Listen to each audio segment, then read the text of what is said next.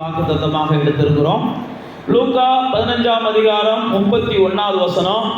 தகப்பன் மகன்கிட்ட சொல்றாரு, நீ எப்போதும் என்னோடு இருக்கிறாய், எனக்குள்ளதெல்லாம் உன்னுடையதா இருக்கிறது அப்படின்னு சொல்லிட்டு அதுக்கு அடுத்த வசனத்துல முடிக்கும் போது சொல்றாரு பாருங்க, நாம் சந்தோஷப்பட்டு மகிழ்ச்சியா இருக்க வேண்டுமே அப்படின்ற.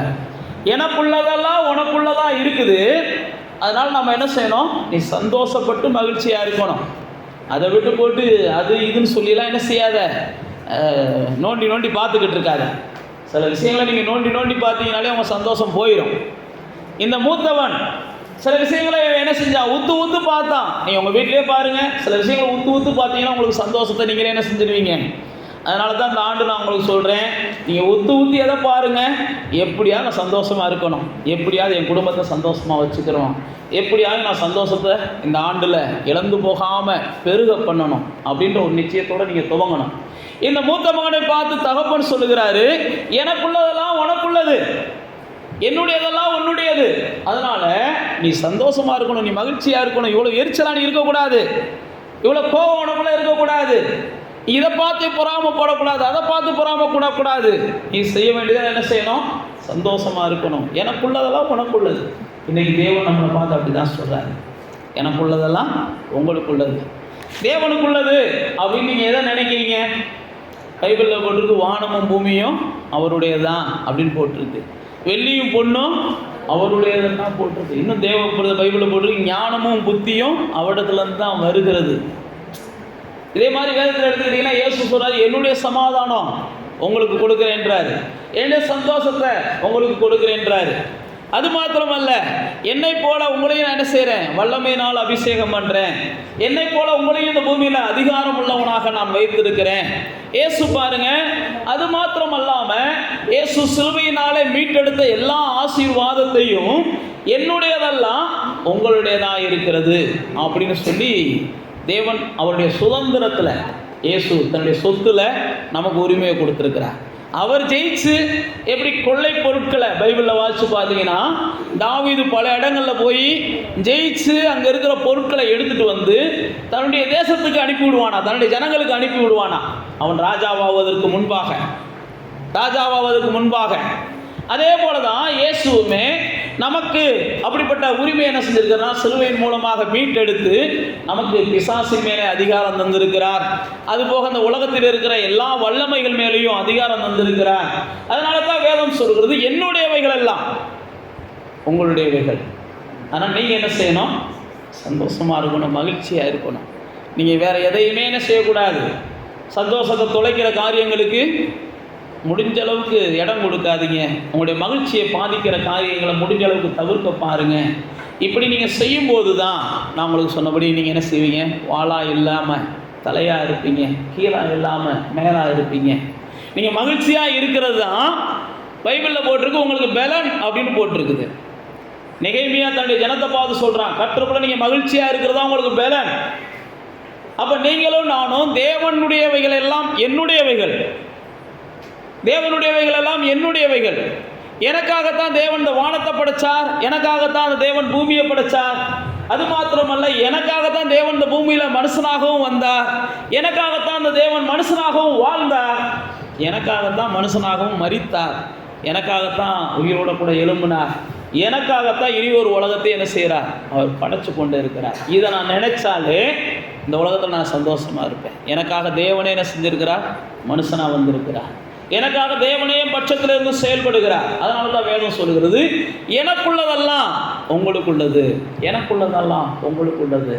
அப்போ நீங்களும் நானும் ஒன்றை நினைத்து கொள்ளணும். அதனால தான் பேதுரு பார்த்தீங்கன்னா ஒரு முடவனை பார்த்து சொல்கிறான், எனக்குள்ளே இருக்கிற இயேசுவினா நீ என்ன செய், எலும்பி நடன்றான். வெள்ளியும் பொண்ணு என்கிட்ட இல்லை, இயேசுவின் நாமத்தினால நான் என்ன செய்கிறேன், எனக்குள்ளே இருக்கிற இயேசு, என்கிட்ட இருக்கிற இயேசு. அப்போ நீங்களும் நானும் உங்களுக்குள்ள இயேசு இருக்கிறார். அதனால தான் தேவனுக்குடையவைகள் எல்லாம் உங்களுக்குடையவைகளாக என்ன செஞ்சிருக்கு, மாறி இருக்கு. இயேசு மூலமாக தான் தேவனுக்குரியவைகளுக்கு நாம் சொந்தம் கொண்டாட முடியும். இயேசு என்கிற நாமம் இல்லைன்னா தேவனுக்குரியவைகளில் நமக்கு பங்கும் இல்லை, நமக்கு சொத்தும் இல்லை. வேதம் நமக்கு தெளிவாக சொல்லுகிறது, இயேசு நாமம் இல்லாமல் தேவனிடத்தில் ஒருவரும் போக முடியாது. வானத்துக்கு கீழே பூமிக்கு மேலே இயேசுவின் நாமமே அல்லாமல் வேறொரு நாமம் கொடுக்கப்படவில்லை. உலகத்தார் சொல்லலாம், நீங்கள் இப்படி போனாலும் கடலுக்கு வரலாம், நீங்கள் அப்படி போனாலும் கடலுக்கு வரலாம், அல்லது இப்படி போனாலும் கல்லறைக்கு வரலாம், அப்படி போனாலும் கல்லறைக்கு வரலாம்னு அவங்க சொல்லலாம். ஆனால் நமக்கு வேதம் சொல்லலை, நாம் அப்படி சொல்லலை, வேதம் நமக்கு சொல்லலை. வேதம் சொல்லி இருக்கிறது அவருடைய நாமமே அல்லாமல் வேறொரு நாமம் மனிதர்களுக்கு கட்டளையிடப்படலை, கொடுக்கப்படலை. அப்போ தேவன் என்ன சொல்றாருன்னா, எனக்குரியவைகள் எல்லாம் உனக்குரியவைகள் அப்படின்னா எதை வச்சு சொல்றாருன்னா, அவருடைய நாமத்தின் மேலே நீங்கள் விசுவாசம் வச்சீங்கன்னா தான் அவருடைய பிள்ளைகளாக மாறுறீங்க. இயேசுவின் நாமத்தின் மேலே விசுவாசம் இல்லைனாலே நீங்கள் தேவனுக்குரியவைகளில் உரிமை கேட்க முடியாது, தேவனுக்குரியவைகளில் பங்கு கேட்க முடியாது. நானும் தேவனுடைய வாரிசு தான் அப்படின்னு சொல்லி நீங்கள் என்ன செய்ய முடியாது, எந்த ஒரு சுதந்திரத்தையும் சொந்தம் கொண்டாட முடியாது. வேதம் சொல்கிறது அவருடைய நாமத்தின் மேலே விசுவாசம் வச்சா தான் அவருடைய பிள்ளைகள். அவருடைய நாமத்தின் மேலே விசுவாசம் வைக்கிறேனாலே அவங்க தேவனுடைய பிள்ளைகள் கிடையாது அப்படின்னா நமக்கு வேதம் சொல்கிறது.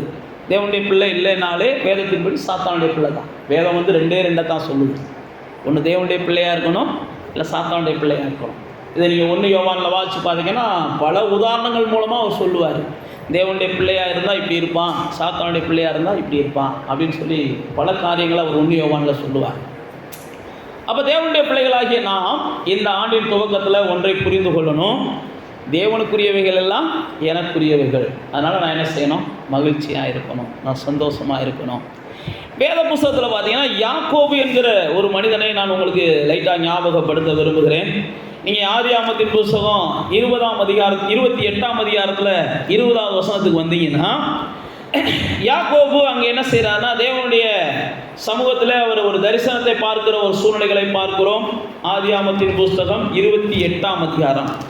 அந்த தரிசனத்தில் தேவன் அவனுக்கு தன்னை வெளிப்படுத்துகிறார். தேவன் தன்னை அவனுக்கு வெளிப்படுத்தின உடனே அவனிடத்தில் தேவன் பேசுகிற சில சம்பவங்களை தான் அந்த 28ஆம் அதிகாரத்தில் நம்ம வாசிக்கிறோம். அவன் ஒரு இடத்துல படுத்து தூங்குகிறார். அப்படி தூங்குகிற சூழ்நிலைகள் வரும்போது அந்த தூக்கத்தில் தேவன் அவனோடு கூட பேசுகிற சூழ்நிலைகளை நாம் பார்க்கிறோம். பேசும்போது தேவன் அவன்கிட்ட என்ன செய்கிறாருன்னா, இந்த விஷயத்தை பேசிக்கிட்டு இருக்கிறாரு. நீ இந்த இடத்துல படுத்துருக்கிறப்பா, நீ போகிற இடத்துல எல்லாம் நான் உன் கூட இருப்பேன். அந்த 15ஆம் வசனத்தில் சொல்லுவாங்க, நான் உன்னோட இருந்து நீ போகிற இடத்துல எல்லாம் உன்னை காத்து உன்னை திரும்ப வர பண்ணுவேன். நான் உனக்கு சொன்னதை செய்கிறது வரைக்கும் உன்னை என்ன செய்ய மாட்டேன், கைவிட மாட்டேன் அப்படின்னு சொல்லி அந்த இடத்துல தேவன் அவனுக்கு வாக்கு கொடுக்கிறத பார்க்கிறோம். அப்போ யாக்கோபு பாருங்க 20ஆம் வசனத்தில் சொல்றாரு, தேவன் என்னோட இருந்து நான் போகிற வழியிலெல்லாம் என்னை காப்பாற்றி உண்ண ஆகாரம் உடுக்க வஸ்திரம் எனக்கு தந்து என்னை திரும்ப என் தகப்ப வீட்டுக்கு அவர் கொண்டு வந்தார்னா அவர் தான் எனக்கு தேவன் அப்படின்னு சொல்லிட்டு, இந்த தூணா அனுப்பாட்டி இருக்கிற அந்த கல் தான் தேவனுடைய வீடு அப்படின்னு சொல்லிட்டு அடுத்த வசனத்தை சொல்றார், தேவன் எனக்கு தருகிற எல்லாவற்றிலும் நான் அவருக்கு தசம பாகம் செலுத்துவேன் அப்படின்னு யாக்கோபு முதலாவது அவர் தான் பொருத்தனை செய்கிறார். அப்போ தேவனுடையவைகள் எல்லாம் என்னுடையவைகள்னு சொல்கிறோம். அதே மாதிரி என்னுடையவைகள்லாம் என்ன செய்யணும், தேவனுடையவைகள் அப்படின்ற ஒரு எண்ணத்துக்குள்ளே நம்ம வரணும். பொதுவாகவே நமக்கு வாங்குறதுக்கு ஈஸியாக கை நீளும், பொதுவாகவே கொடுக்கறதுக்கு நமக்கு கை என்ன செய்யாது, ரொம்ப நீளாது. அது யாருக்குமே தான். ஆனால் வேதம் நமக்கு என்ன சொல்லுதுன்னா, வாங்குகிறதை பார்க்கணும், கொடுக்கறது தான் பாக்கியம்னு நீங்கள் என்ன செய்யணும், நினைக்கணும். அதுபோக தேவனுக்காக கொடுக்கறத நீங்கள் இன்னும் பாக்கியமாக நினைக்கணும். அப்போ தேவனுடைய வார்த்தை நமக்கு என்ன சொல்லுதுன்னா, யாக்கோபு சொல்கிறாரு, எனக்கு எல்லாத்தையும் நீங்கள் கொடுத்தீங்கன்னா நான் நிச்சயமாக என்ன செய்வேன், உமக்கு கொடுக்க வேண்டியதை கொடுப்பேன். அப்போ தேவன் என்ன செய்கிறார், எனக்குரியதெல்லாம் உனக்குரியது தான், நீ சந்தோஷமாக இருக்கலாம். ஆனால் உனக்குரியதில் நீ எனக்கு தர வேண்டியதை தரலைன்னா நான் சந்தோஷமாக இருக்க மாட்டேன். அதனால தான் மல்கியாவில் சொல்கிறாரு, நீங்கள் என்னை ஏமாத்துறீங்க, என்னை வஞ்சிக்கிறீங்க. அப்போ தேவனுடைய பிள்ளைகளாகிய நானும் நீங்களும் இந்த யாக்கோபுடைய வாழ்க்கையில் பார்க்குறோம். இந்த யாக்கோபு இந்த வாக்கு தத்தத்தை அவர் சொல்லுகிறதை பார்க்குறோம். அப்போ சொன்னது மட்டுமல்ல, நீங்கள் யாக்கோபை குறித்து இன்னும் பல இடங்களில் வாசிக்கலாம். இந்த யாக்கோபு எப்போ தேவனுக்கு தான் கொடுக்கணும்னு தீர்மானிக்கிறாரோ அதுக்கப்புறம் யாக்கோபுடைய வாழ்க்கையில் பார்த்தீங்கன்னா ஒரு 7 முகத்தை நீங்கள் பார்க்கலாம். அதுக்கு முன்னாடி வரைக்கும் பார்த்தீங்கன்னா யாக்கோபுடைய வாழ்க்கையில் அவர் ஏதாவது ஒன்று பெற வேண்டும் என்று சொல்லி பல போராட்டங்களை போராடுவார். ஏதாவது ஒன்று பெறணும்னு அவனை பெற்றுக்கொள்வார். பெற்றுக்கொள்வதனுடைய விளைவு ஆபத்தாக இருக்கும். சில நேரத்தில் நான் பெற்றுக்கொண்டே இருக்கணும், நான் கொடுக்க மாட்டேன்னு சொல்லி நாம் நினைச்சோம் அப்படின்னா பெற்றுக்கொள்வோம். அந்த பெற்றுக்கொள்கிறது நமக்கு சந்தோஷமாக இருக்காது, அது ஆபத்தாக இருக்கும், வேதனையாக இருக்கும். ஆனால் எப்போ நான் என்ன பெற்றுக்கொண்டாலும் நான் கொடுக்கணும் அப்படின்ற எண்ணம் வருதோ அதுக்கப்புறம் தான் உங்களுக்கு என்ன செய்யுது, புது புது காரியங்களில் வாசல்களை திறக்கிறது என்று சொல்லி நம்ம இந்த அருமையான தேவ மனிதன் யாக்கோபின் வாழ்க்கை மூலமாக நாம் தியானித்து வருகிறோம். இது மாத்திரமில்ல, நீங்கள் யாக்கோபை குறித்து 29ஆம் அதிகாரத்துக்கு வந்தீங்கன்னா அவங்க 29ஆம் அதிகாரத்தில் அதுக்கு அடுத்த வசனம் அதிகாரத்தில் 33ஆம் வசனத்திலிருந்து நம்ம வாசிச்சோம்னா சில வார்த்தைகளை ஆவியானவர் நமக்கு அங்கே எழுதி வைத்திருக்கிறார். அவங்க மனைவிக்கு கர்ப்பவதி ஆயிடுறாங்க. கர்ப்பவதி ஆன உடனே அந்த ராகேல் கர்ப்பவதி ஆன உடனே குழந்தையை பெற்ற உடனே முதல் சொல்கிறாங்க, கர்த்தரிடத்துல நான் கேட்டதை எனக்கு கர்த்தர் தந்தார் அப்படின்னு சொல்கிறாங்க. அடுத்த வசனத்திலேயே அவங்க அதே தான் சொல்லுவாங்க, நான் கர்த்தரிடத்தில் கேட்டதை கர்த்தர் எனக்கு தந்தார் அப்படின்னு சொல்லுவாங்க. அடுத்து தொடர்ந்து பார்த்தீங்கன்னா நீங்கள் 30ஆம் அதிகாரத்தில் வந்த உடனே அவங்களுடைய யாக்கோபுடைய மனைவி, இன்னொரு மனைவி ராகேல், அவங்க பார்த்தீங்கன்னா 24ஆம் வசனம் போட்டிருக்கு, இன்னும் எனக்கு ஒரு குமாரனை கர்த்தர் தருவார் அப்படின்னு சொல்லுவாங்க. அப்போ யாக்கோபு தேவனுக்காக கொடுக்கணும்னு சொன்ன உடனே இவனுக்கு என்னென்னலாம் வேணுமோ மனைவிக்கும் கொடுக்குறாரு, அடுத்த மனைவிக்கும் கர்த்தர் என்ன செய்கிறார், கொடுக்க ஆரம்பிக்கிறார். அப்போ தேவனுடைய பிள்ளைகளாகிய நானும் நீங்களும் தேவனுடையவைகளெல்லாம் எடுத்துக்கொள்ள நினைக்கிறது மாதிரி நம்முடையவைகளெல்லாம் தேவனுக்கும் என்ன செய்யணும், கொடுப்பதற்கு விரும்பணும், கட்டாயத்தில் கொடுக்கக்கூடாது. அதனால தான் ஆண்டவர் என்ன செஞ்சார்னா இஸ்ரவேலர்கிட்ட முதல் பிறக்கிற குழந்தையெல்லாம் நீ என்ன செய் எனக்கு கொடுத்துருன்னாரு. முதல் பிறக்கிற குழந்தையெல்லாம் எனக்குரியது அப்படின்னாரு. ஏன் அப்படின்னா உனக்காக எகிப்தில் என்ன செஞ்சேன், குழந்தையெல்லாம் எதிரிகள் உண்டு, எகிப்தில் இருந்தாங்க அவங்க எதிரிகள், அவன் குழந்தையெல்லாம் சாக வச்சேன் உனக்காக. அதனால தான் சொல்கிறேன், எனக்காக உன் குழந்தையெல்லாம் என்ன செய், குழந்தையெல்லாம் கொடுத்துருன்னாரு. இஸ்ரவேலருக்கு அது ஒரு நியமனமாகவே என்ன செஞ்சிருந்தார், வச்சிருந்தார். அதனால தான் கர்த்தருடையவைகள்லாம் நம்முடையவைகள் நம்ம சொல்கிறோம். கர்த்தர் என்ன செய்கிறாரு, என்னுடையதெல்லாம் உன்னுடையது தான், ஆனால் உன்னுடையதெல்லாம் என்னுடையது, அதையும் முதல் என்ன செஞ்சுக்கோ, நீ ஏற்றுக்கோ அப்படின்னு சொல்லி தேவன் யாக்கோபின் மூலமாக நம்ம வேதத்தில் பல சத்தியங்கள் மூலமாக நம்ம அறிந்து கொள்கிறோம். அது மாத்திரமல்ல, எப்போ யாக்கோபு என்னுடையவைகள்லாம் தேவனுடையவைகள்னு சொல்ல ஆரம்பிச்சிட்டாரோ அதுக்கப்புறம் யாரெல்லாம் யாக்கோபிட்ட அநியாயமாய் வேலை வாங்கினார்களோ, யாரெல்லாம் யாக்கோபை வீணா அவனுடைய பலத்தை செலவழிக்க வச்சாங்களோ, நீ வேதத்தில் வாசித்து பார்த்தீங்கன்னா அவர்களுடையதை எடுத்து தேவன் இவர்களுக்கு கொடுத்தார். 31ஆம் அதிகாரம் 9ஆம் வசனத்தில் போட்டிருக்கு, அந்த அவன் மாமனாருடைய எடுத்து தேவன் இவனுக்கு கொடுத்தார். அல்லது இவனை அநியாயமாக துன்பப்படுத்தினவன், நீங்கள் யாக்கோபுத்தை சொல்லுவான், என்னை எவ்வளையோ வேலை வாங்கினீங்க, என்னை மோசம் பண்ணுறதே உங்கள் வேலையாக இருந்துச்சு. அப்போ நீங்கள் தேவனுடையவைகள் எடுக்கிறவங்களா இல்லை தேவனுக்கு கொடுக்குறவங்களா மாறும்போது உங்களிடத்துலேருந்து யாரெல்லாம் எதாவது பறிச்சுக்கிட்டாங்கன்னு நீங்கள் நினைக்கிறீங்களோ அதெல்லாம் திரும்ப தேவன் உங்களிடத்தில் என்ன செய்கிறார், எடுத்து கொண்டு வந்து கொடுக்குறார். அப்போ உங்களுடையதை சிலர் பறித்து கொள்ளுகிறார்கள், அல்லது உங்களுக்கு கொடுக்க வேண்டிய நியாயமானவைகளை கொடுக்க மாட்டேன்றாங்க, உங்களுக்கு கிடைக்க வேண்டிய சில உரிமைகளோ அல்லது உயர்வுகளோ கிடைக்க மாட்டேங்குது அப்படின்னா ஒன்றுமில்லை, நீங்கள் என்ன செய்யுங்க, என்னுடையவைகள் எல்லாம் தேவனுடையவைகள் அப்படின்னு நீங்கள் நின்று பாருங்க.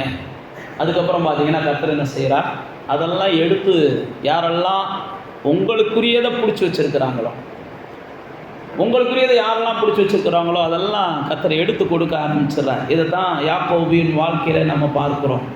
இந்த யாக்கோபுடைய வாழ்க்கையில் அதுக்கப்புறம் பார்த்தீங்கன்னா தேவனுடையவை என்னுடையவைகள் எல்லாம் தேவனுடையவைகள் அப்படின்னு யாக்கோபு சொன்னதுனால இவனுடையவைகளுக்கெல்லாம் தீங்குகள் வராமல் கர்த்தர் பாதுகாத்தார். நீங்கள் எப்போ உங்களுடையவைகள்லாம் உங்களுடையவைகள்னு சொல்கிறீங்களோ அது நாளுக்கு நாள் குறைய ஆரம்பிச்சிடும், கரைய ஆரம்பிச்சிடும். என்னுடையவைகளெல்லாம் தேவனுடையவைகள்னு சொல்லிட்டீங்கன்னா, என்னுடையவைகள் எல்லாம் தேவனுடையவைகள் நீங்கள் ஒப்பு கொடுத்துட்டீங்கன்னா அது நாளுக்கு நாள் பெருக ஆரம்பிச்சிடும். யாக்கோபுடைய வாழ்க்கையில் பார்த்தீங்கன்னா தீங்கு செய்ய அவங்க மாமனார் வருகிறார், ஆனால் வேதம் சொல்கிறது அவனுக்கு தீங்கு செய்யக்கூடாதுன்னு கர்த்தர் தடுக்கிறார். அது மாத்திரமல்ல, யாக்கோபு சொல்கிறார், பல தீங்குகள் எனக்கு வர வேண்டியிருந்துச்சு, கர்த்தர் என்ன செஞ்சார், என்னை பாதுகாத்தார். பல பயங்கரங்கள் எனக்கு வர வேண்டியிருந்துச்சு, கர்த்தர் எனக்கு பாதுகாத்தார். அப்போ தேவனுடையவைகள்லாம் என்னுடையவைகள் அப்படின்னு நம்ம சொல்லுகிறது எந்த அளவுக்கு சத்தியமோ அதே போல் நம்முடையவைகள் எல்லாம் தேவனுடையவைகள் என்பதையும் நம்ம முழுவதுமாக விட்டு கொடுக்கணும்னு கர்த்தர் காத்திருக்கிறார். கர்த்தர் பறிக்கிறவர் அல்ல. நீங்கள் என்ன செய்யணும், என்னுடையவைகள் உம்முடையவைகள் தான்ப்பா. அதனால தான் பவுல் அப்போஸ்தலன் என்ன செஞ்சார், நான் அல்ல எனக்குள்ள யார், கிறிஸ்து தான் வாழ்கிறாரு. இனி நான் அல்ல, இந்த வாழ்க்கை எனக்கு கிறிஸ்து கொடுத்த வாழ்க்கை. அதனால தான் யோபு பல இடங்களில் சொல்லும்போது சொல்லுவார், நான் ஒன்றுமே கொண்டு வரல, எல்லாமே நீங்கள் தான் கொடுத்தீங்க, இன்றைக்கி எல்லாமே போயிடுச்சு, அதனால் ஒன்றும் இல்லை, நீங்களே எடுத்துக்கிட்டீங்க, நான் என்ன செஞ்சிடறேன், போயிடுறேன் அப்படின்றான். அது யோபு சொல்கிறாரு, எல்லாமே நீங்கள் தான் கொடுத்தீங்க. தாவீதை எடுத்துக்கிட்டிங்கன்னா தாவீதை தான் சொல்லுவார், ஆண்டவரே உம்மிடத்துலேருந்து வாங்கணும், இன்றைக்கி உமக்கு கொடுக்கக்கூடிய ஒரு பாக்கியமா என்ன ஆண்டவரே அப்படிம்பார். நீங்கள் 1 நாளாகமோ 28 29 வாட்ச் பார்த்தீங்கன்னா எல்லாம் உம்மிடத்துலேருந்து வந்தது, இன்றைக்கி நாங்கள் உங்களுக்கு என்ன செய்கிறோம், கொடுக்குறோம். நீங்கள் மோசையுடைய வாழ்க்கையில் வாட்ச் பார்த்தீங்கன்னாலும் சரி. அப்போ தேவனுடைய பிள்ளைகளாகியன்னா தேவனுடையவைகள் எல்லாம் நம்முடையவைகள். அதனால் நாம் எப்போ என்ன செய்யணும், அந்த ஒரு சந்தோஷத்தில் மகிழ்ச்சியில் இருக்கணும். தேவனை மகிழ்ச்சி ஆக்கணும் அப்படின்னா நம்முடையவைகள் எல்லாம், நம்முடைய பிள்ளைகளாக இருக்கட்டும், நம்முடைய உடைமைகளாக இருக்கட்டும், நம்முடைய காணிக்கைகளாக இருக்கட்டும், எல்லாம் தேவனுடையவைகள். பாஸ்ட்டுக்காக கொடுக்குறோம்னு நினச்சி கொடுக்கக்கூடாது. கொடுக்கலைன்னா பாஸ்ட் பாவம் கட்டடத்தை கட்ட முடியாது, பிள்ளைகளை படிக்க வைக்க மாட்டார் அப்படிலாம் நினச்சிங்கன்னா அது உங்களுக்கு என்ன செய்யாது, பயன் இல்லாமல் போகும். பாஸ்ட் வேணால் என்ன செய்வார், உங்களுக்காக கை தட்டிட்டு போயிடுவார். நான் கர்த்தருக்காக கொடுக்குறேன் பாண்டு எப்பயுமே என்ன செய்யணும், பாஸ்ட்டுக்காக இல்லை, கர்த்தருக்காக நீங்கள் என்ன செய்யணும், கொடுக்கணும்.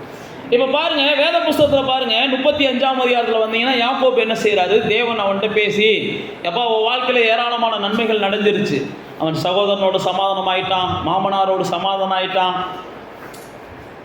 என்னுடையவைகள் எல்லாம் தேவனுடையவைகள் அப்படின்னு நீங்கள் ஒப்பு கொடுத்துட்டீங்கன்னா எல்லாரோடைய சமாதானமாக வாழக்கூடிய சூழ்நிலைகளை கர்த்தர் உருவாக்குறார்.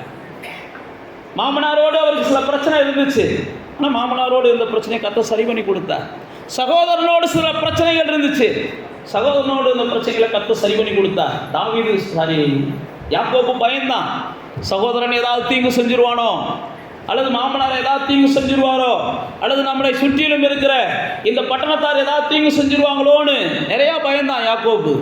ஆனால் யாக்கோபு செஞ்ச ஒன்றே ஒன்று, எனக்கு நீ என்ன கொடுத்தாலும் அதை நான் உமக்கு என்ன செய்வேன், கொடுப்பேன் ஆண்டவரே, நீ என்ன கொடுத்தாலும் உமக்கு கொடுப்பேன் ஆண்டவரேன்னு சொன்னான். அதனால தான் யாக்கோபுடைய முடிவை பார்த்தீங்கன்னா பெரிய அரண்மனையில், அரச மாளிகையில், ராஜாக்களை காட்டிலும் மேலான மனிதனாக அவனுடைய முடிவு மாறி இருந்ததை நாம் வேதத்தில் வாசிக்கிறோம். அப்போ என்னுடையவைகள் எல்லாம் தேவனுடையவைகள். அதனால தான் தேவன் 35ஆம் அதிகாரத்துக்கு வந்த உடனே யாக்கோபை பார்த்து சொல்றாரு, நீ எனக்காக ஒரு பலிபீடம் கட்டு, பலிபீடம் கட்டும்போது இந்த அந்நிய தெய்வங்கள் எல்லாம் தூக்கி போட சொல்லிடு அப்படின்றாரு. 35ஆம் அதிகாரம் 1ஆம் வசனம் 2ஆம் வசனங்களில் வாசிச்சு பார்த்தீங்கன்னா அப்போ தான் யாக்கோபு என்ன செய்கிறாரு, தன்னுடைய பிள்ளைகளையும் மனைவியும் கூப்பிட்டு எல்லாத்தையும் தூக்கி போடுங்க, நம் கர்த்தருக்காக என்ன செய்யணும், பலிபீடங்களை கட்டுவோம், வாங்க கர்த்தருடைய ஆலயத்துக்கு போவோம், வாங்க கர்த்தர் நம்முடைய நன்மையை, நமக்கு நம்முடைய விண்ணப்பத்துக்கெல்லாம் பதில் கொடுத்துருக்கிறார், கர்த்தர் நன்மை செஞ்சுருக்கிறான்னு தன்னுடைய குடும்பத்தில் தன்னுடைய பிள்ளைகளோடு அவர் பேசுகிறதை பார்க்கிறோம். அப்போ தேவனுடைய பிள்ளைகளே, நாம் தேவனுடையவைகளை எல்லாம் நம்முடையவைகளாக்க விரும்புகிறோம், தேவனும் அதுக்கு அனுமதிக்கிறார். நீங்கள் தேவனுடையவைகளை எல்லாம் எல்லாவற்றையும் எடுத்துக்கொள்ளலாம், தேவன் எதுக்கும் அது தடையெல்லாம் கிடையாது. ஏன்னா பைபிளில் போட்டு நீங்கள் தேவனோடு இருக்கிறபடினால தேவனுடையவைகள் எல்லாம் உங்களுடையவைகள், அந்த உரிமையை கர்த்தர் உங்களுக்கு கொடுத்துருக்கிறார். நீங்கள் தேவனை அறிந்திருக்கிறபடினால, தேவனை சேவிக்கிறதுனால, தேவனை நேசிக்கிறதுனால, இயேசுவின் நாமத்தை நீங்கள் பற்றி கொண்டு தேவ சமூகத்துக்கு போகிறதுனால, இயேசுவின் நாமம் இல்லாமல் நீங்கள் தேவ சமூகத்துக்கு போக முடியாது. இயேசுவின் நாமம் இல்லாமல் பரலோகத்தில் எதையும் நீங்கள் பெற்றுக்கொள்ள முடியாது. இயேசுவின் நாமத்தை உச்சரித்து தான் எல்லாவற்றையும் நாம் என்ன செய்ய முடியும், திறக்க முடியும். அதுதான் நமக்கு தேவன் கொடுத்துருக்கிற பெரிய வாசல். அதனால் இயேசுவின் நாமத்தை நம்ம வாயில் எப்பயுமே என்ன செய்யணும், உச்சரிப்பதற்கு நம்ம தயங்கவே கூடாது. அதனால தான் நான் சொன்னேன், இயேசுவின் நாமம் தான் எபேசியர் 1ஆம் அதிகாரத்தில் எழுதும்போது சொல்கிறாரு, எல்லா அதிகாரங்களுக்கும் எல்லா கர்த்தத்துவத்துக்கும் அது என்ன செய்யுது, இம்மையிலும் மறுமையிலும் பேர் பெற்றிருக்கிற எல்லா நாமத்துக்கும் அதுதான் உயர்ந்த நாமம்னு சொல்லி எழுதுகிறாரு. எபேசியரில் எழுதும்போது, பிலிப்பியரில் எழுதும்போது எழுதுகிறாரு, இதுதான் முழங்கால்கள் எல்லாம் முடங்கணும், அவரே ஆண்டவர் என்று அறிக்கை எடுக்கிற மேலான நாமத்தை இயேசு பெற்றிருக்கிறார் அப்படின்னு பிலிப்பியருக்கு பவுல் எழுதுகிறார். அதனால் இயேசு நாமம் இல்லாமல் தேவனுடையவைகளை யாரும் சொந்தமாக்க முடியாது. இயேசு நாமம் இல்லாமல் தேவனிடத்தில் யாரும் போக முடியாது. இயேசு நாமம் இல்லாமல் தேவனுடைய பிள்ளைகளாக யாரும் மாற முடியாது. அதனால தான் அவங்களுக்கு மறுபடியும் சொல்லுகிறேன், இயேசுவின் நாமத்தினால தான் இயேசு சொல்கிறார், என் நாமத்தினால நீங்கள் எதை கேட்டாலும் கண்டிப்பாக பெற்றுக்கொள்வீர்கள், என் நாமத்தினால என்ன கேட்டாலும் எதை கேட்டாலும் அதை செய்வேன். இயேசுவின் நாமத்தினால தான் தேவனுடையவைகளெல்லாம் நம்ம என்ன செய்கிறோம், சொந்தமாக்குகிறோம்.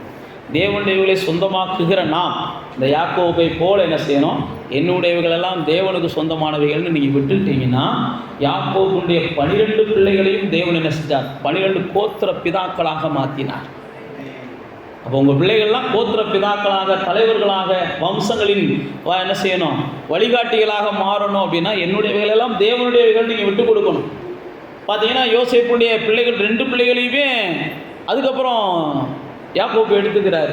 உன் பிள்ளையும் சேர்த்து கொடு யோசேப்புடைய பிள்ளைகளை. ஏன் அப்படின்னா யோசேப்பு அன்னைக்கு இருந்த 12 பிள்ளைகளில், அவனுக்கு இருந்த 12 பிள்ளைகளில் தேவனை நேசிக்கிற ஒரு மனுஷனாக இருந்தான். அப்போ உங்கள் பிள்ளைகளில் நீங்கள் தேவனை நேசிக்கிறதுனால உங்கள் பிள்ளைகளை எல்லாம் கர்த்தர் என்ன செய்கிறார், கோத்திர தலைவர்களாக மாற்றுறாரு. உங்கள் பிள்ளைகளில் யாராவது நேசிக்கும் போது அவர்களுக்கு ரெட்டிப்பான பலனை கொடுத்து அவர்களையும் என்ன செய்கிறார், கோத்திர தலைவர்களாக கர்த்தர் மாற்றுகிறார். அப்போ நீங்கள் உங்கள் பிள்ளைகளுக்கு என்ன செய்யணும், கர்த்தரை நேசிக்கிறதுக்கு நீங்கள் சொல்லிக் கொடுக்கணும். கர்த்தரை நேசிக்கிறதுக்கு நீங்கள் சொல்லிக் கொடுத்தீங்கன்னா நீங்கள் கொடுக்குறது ஒரு மடங்கு ஆசீர்வாதமாக இருக்கும், கர்த்தர் கொடுக்கறது 2 மடங்கு ஆசீர்வாதமாக இருக்கும். யோசேப்புக்கு பென்யமீன் 5 மடங்கு ஆசீர்வாதத்தை கொடுத்தான்னு பைபிளில் போட்டிருக்கு.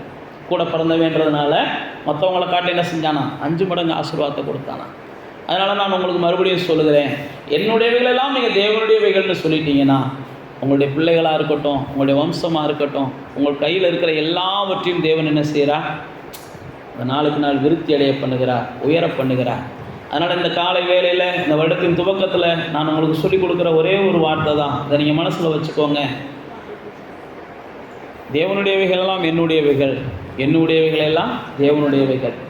ஆனால் அந்த தேவனுடையவைகள் எல்லாம் என்னுடையவைகள் அப்படின்னு சொல்லும்போது எவ்வளோ கூட நீங்கள் சந்தோஷம் மகிழ்ச்சியாக இருக்கீங்களோ, அதே போல் தான் உங்களுடையவைகள் எல்லாம் தேவனுடையவைகள்னு சொல்லி நீங்கள் கொடுக்கும்போது என்ன செய்யணும், சந்தோஷமும் மகிழ்ச்சியாக இருக்கணும்.